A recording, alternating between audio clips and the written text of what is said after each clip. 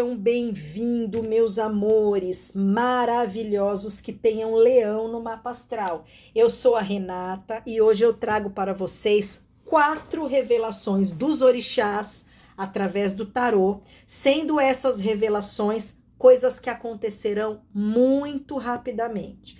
Talvez nas próximas horas, em 2, 3 dias, não ultrapassando até o final do mês. Com certeza, na transferência desse mês para o próximo, as revelações já terão acontecido. Guardem nos corações maravilhosos de vocês os conselhos, alertas e direcionamentos, porque eu sei que as benesses a gente recebe e pronto. Às vezes até nos esquecemos de agradecer, mas são os pontos de alerta que precisam ser observados, de modo com que situações ruins sejam evitadas ou até mesmo não se agravem ainda mais.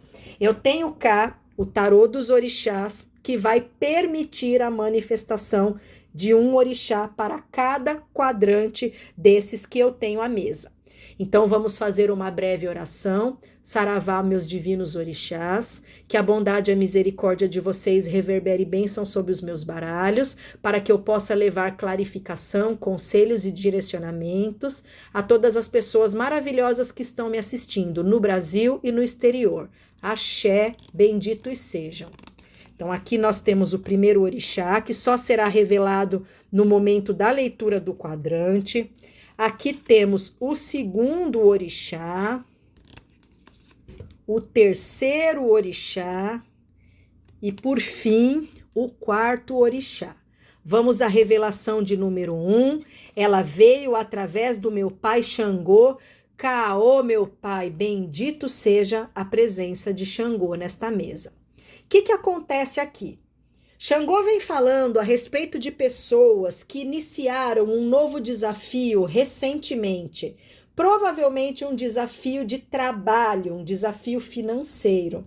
Talvez essas pessoas estejam em um novo cargo, em um novo setor, em um turno diferente daquele em que estiveram anteriormente. Pode ser que essas pessoas tenham conseguido empregos em outras empresas, em outras instituições. Ou, de repente, aqui, a gente tem pessoas que montaram um negócio próprio. E eu tô vendo que essas pessoas estão sofrendo demais com o processo de adaptação.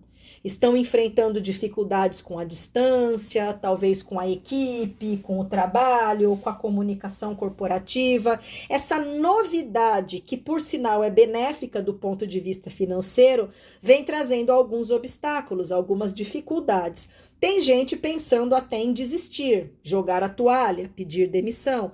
Pai Xangô vem pedindo para que vocês não esmoreçam. Continuem firmes, fortes, vocês vão se adaptar, vai haver o dissipamento dessa negatividade e vocês terão vitórias. É uma fase mais difícil que vocês precisam passar para o engrandecimento, a evolução espiritual de vocês.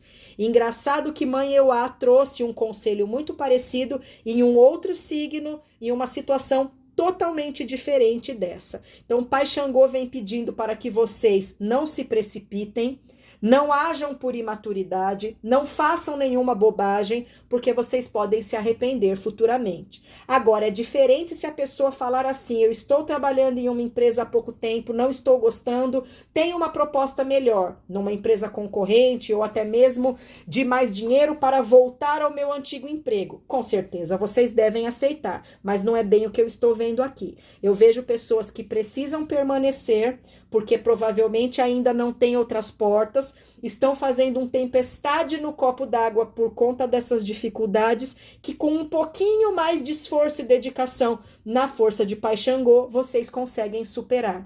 Então, talvez, só talvez, tenham pessoas assim um pouco amolecidas aqui, querendo correr de um desafio por medo, e Pai Xangô vem dizendo: nananina, não, vocês precisam permanecer, porque todos esses obstáculos serão transponidos e a vitória será de vocês. E adiante vocês terão a conclusão de um aprendizado importante através deste processo. Como a gente tem a presença de Pai Xangô, que é justo, eu não acredito que esse ambiente seja tóxico, adoecedor. Existe sim uma dificuldade de adaptação pela qual talvez alguns de vocês não estejam muito tentados a passar. E Pai Xangô vem dizendo que vocês precisam destes desafios para serem fortalecidos. Tá bom, meus amores? Caô, meu Pai Xangô. Bendito e abençoado papai.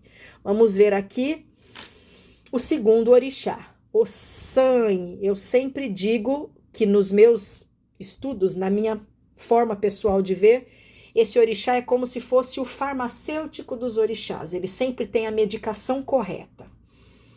É assim, eu tô vendo pessoas que vivem uma situação de equilíbrio e desequilíbrio constante. Eu não sei se essas pessoas estão em um relacionamento tóxico, existe uma possibilidade muito grande de que isso esteja acontecendo. Podem ser pessoas instáveis emocionalmente, talvez instáveis psiquiatricamente, por exemplo. Aqui a gente pode ter pessoas que são bipolares e nem sabem porque nunca foram no psiquiatra. Talvez pessoas que estejam muito deprimidas, muito ansiosas, experienciando crises de pânico e não fazem o tratamento medicamentoso que precisaria ser feito pelo fato de não se buscar guarida médica. Eu acho que pode ter também pessoas que estão infelizes em um ambiente de trabalho muito cheio de altos e baixos. O que eu vejo? Que essas pessoas vivem uma constante montanha-russa em algum aspecto da vida. Existe uma estabilidade muito passageira que frequentemente é substituída por um período tóxico, negativo, ruim, difícil, cheio de obstáculos. E tudo isso faz a pessoa ter muitas incertezas. Se deve permanecer na relação, se deve permanecer no trabalho, será que eu tenho ou não um transtorno mental? Será que eu devo ou não procurar um psiquiatra? Será que eu tenho um transtorno emocional passivo de ser tratado com psicólogos? A pessoa vive numa dúvida. O que o Sangue vem dizendo? Que vocês precisam buscar a cura de vocês. Quando vocês buscarem essa cura, vocês vão encontrar automaticamente a resposta que vocês precisam para se decidirem por qual caminho seguir. Deixa eu dar um exemplo do que eu estou enxergando, Leão. Imagina que uma pessoa tem dúvidas a respeito de estar ou não depressiva, ansiosa, em burnout, ser bipolar. Ela precisa procurar orientação médica. De um clínico geral, de um psiquiatra. Ah, mas e se eu chegar lá e eu não tiver nada disso? Simplesmente o médico vai te dizer, você não tem nada, teu caso é outro. Agora, se vocês não procuram um médico, como é que vocês vão saber? Veja, essa semana eu descobri que, apesar de eu estar tomando remédios fortes, a minha pressão ainda está alta. Eu tive que voltar ao cardiologista. Se eu não faço o aferimento da pressão, como é que eu vou saber que ela está alta ou baixa? Eu tenho que fazer esse controle. Corri o risco de eu fazer o aferimento e a pressão estar normal? Sim. Corri o risco de eu voltar no cardiologista e ele falar, não, tudo bem, essa pressão é aceitável? Sim, mas é melhor você ter uma informação do que não ter. Por exemplo, numa segunda situação de cura, imagina que aqui a pessoa vive um relacionamento afetivo ou um relacionamento familiar cheio de altos e baixos. Esse relacionamento traz alguns períodos de estabilidade e depois só traz brigas, descontentamentos, humilhações. Vai manter uma relação assim para quê? Não precisa nem de ossanhe para dizer que isso não é saudável. Então, se vocês buscarem essa cura, vocês vão entender que longe dessas pessoas, vocês evitam esse efeito montanha-russa. Porque se não existe uma frequência de prosperidade, obviamente é porque a relação não é próspera.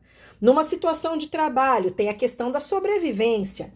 Às vezes o trabalho não tá bom, mas vocês precisam permanecer porque não tem outra em vista. Isso não significa que vocês não podem começar a procurar, mandar currículo. Então, quando o Sangue fala sobre cura, é no sentido figurado da palavra, é no sentido de achar uma solução, tomar uma atitude, buscar uma providência, pensar a respeito da situação com frieza, com estratégia, para que se chegue em um consenso. E assim, vocês vão concluir, vocês vão tirar essa venda que está nos olhos de vocês e vão poder seguir adiante. É isso que o Sangue fala de maneira subjetiva. Tá bom, meus amores? Vamos à revelação de número 4. Logunedê. Olha, é um pouco interessante o que Logunedê vem trazendo aqui, Porque vem falando sobre uma pessoa que vai passar por uma tentação. Provavelmente, pelo que eu vejo aqui, essa pessoa tem um compromisso oficializado e vai se sentir atraída por uma outra pessoa. Tem mulher envolvida na situação.